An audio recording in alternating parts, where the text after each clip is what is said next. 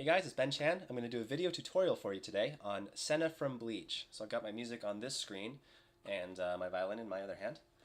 So let's look at the very beginning here. We have some double stops that are pretty tricky. So I would recommend that you practice it kind of like this. Nice and slow.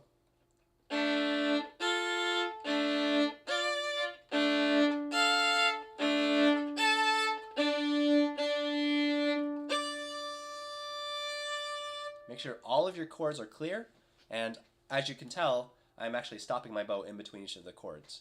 So as I speed this up very slowly, which is the key, by the way, to practicing or to playing very quickly, is to practice very slowly at first and then just increase your speed very, very gradually.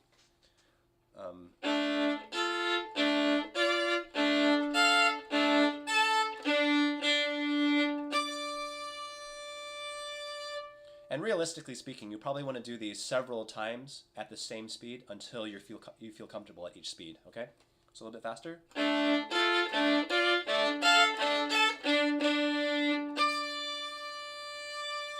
And as you get faster, spend less time in between each chord. So don't stop as much in your bow, otherwise you'll hear it in the final speed. So a little bit less of that spacing.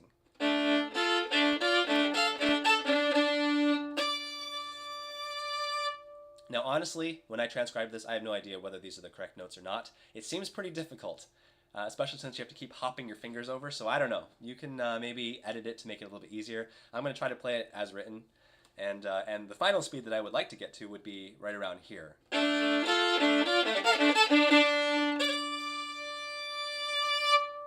Alright, so next part, this is all about string crossing, which requires your arm to move, so don't try to force it with your wrist. If you try to force it with your wrist,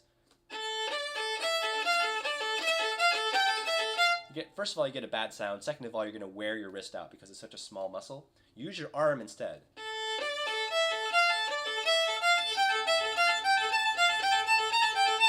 And during this, I'm keeping my wrist very, very relaxed, okay?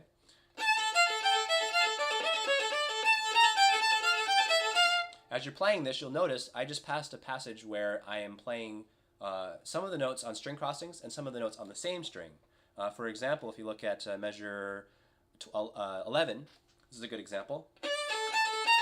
That very first one, I'm doing third finger on the A string, and then string crossing.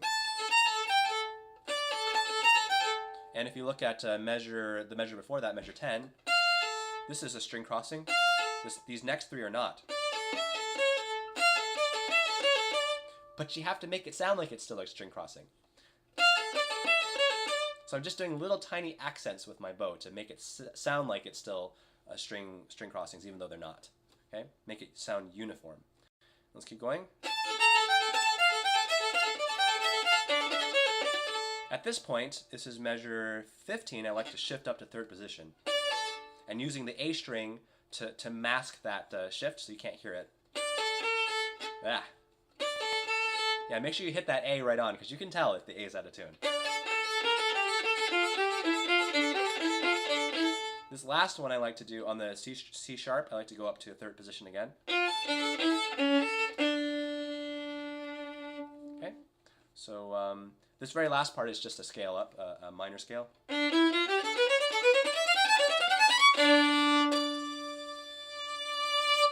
So the only advice I can really give you there is, because it's so quick and so fast, make sure you practice it very slowly to begin with.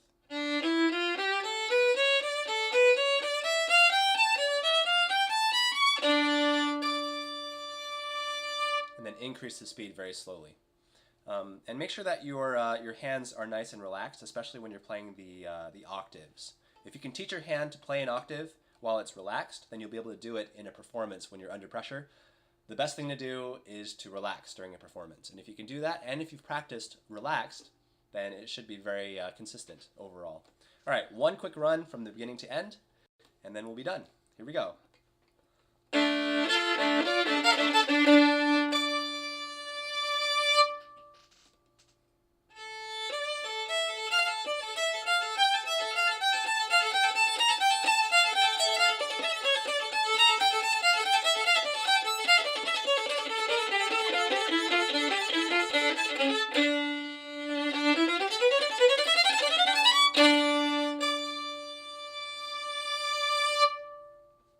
that's it.